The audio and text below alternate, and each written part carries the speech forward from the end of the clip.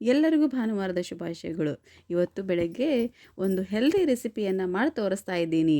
ನಿಮ್ಮ ಮಕ್ಕಳು ಬೀಟ್ರೂಟ್ ಇಷ್ಟಪಡಲ್ವಾ?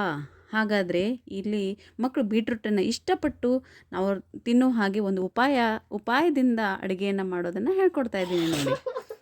ಈಗ ಮೊದಲಿಗೆ ಏನು ಮಾಡಬೇಕು ಅಂತಂದರೆ ಬೀಟ್ರೂಟನ್ನು ತೆಗೆದುಕೊಂಡು ಕಟ್ ಮಾಡ್ಕೋಬೇಕು. ಕಟ್ ಮಾಡಿಕೊಂಡು ಅದನ್ನು ಮಿಕ್ಸಿಗೆ ಹಾಕ್ಕೊಂಡು ನುಣ್ಣಗೆ ರುಬ್ಬಿಕೊಂಡು ರುಬ್ಬಿದಂತಹ ಪೇಸ್ಟನ್ನು ನಾವು ದೋಸೆ ಹಿಟ್ಟಿಗೆ, ಮಾಮೂಲಿ ದೋಸೆ ಹಿಟ್ಟಿರುತ್ತಲ್ಲ ಆ ದೋಸೆ ಹಿಟ್ಟಿಗೆ ಅದನ್ನು ಮಿಕ್ಸ್ ಮಾಡ್ಕೋಬೇಕು. ಮಿಕ್ಸ್ ಮಾಡಿಕೊಂಡು ಮಾಮೂಲಿನಂತೆ ದೋಸೆ ಹಂಚನ್ನು ಕಾಯಕ್ಕಿಟ್ಕೋಬೇಕು.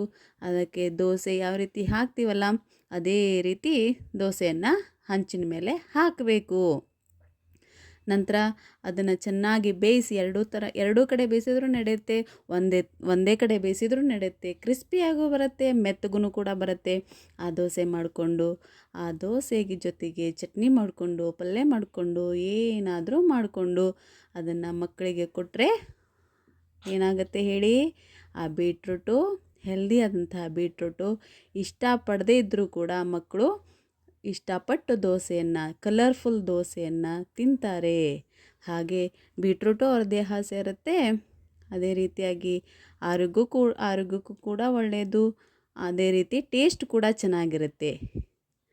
ಇದೇ ರೀತಿ ನೀವು ಕೂಡ ದೋಸೆ ಮಾಡ್ಕೊಂಡು ತಿಂತೀರಲ್ಲ, ಒಂದು ಸಲ ತಿಂದು ಟೇಸ್ಟ್ ಮಾಡಿ ಹೇಗಿದೆ ಅಂತ ಹೇಳಿ.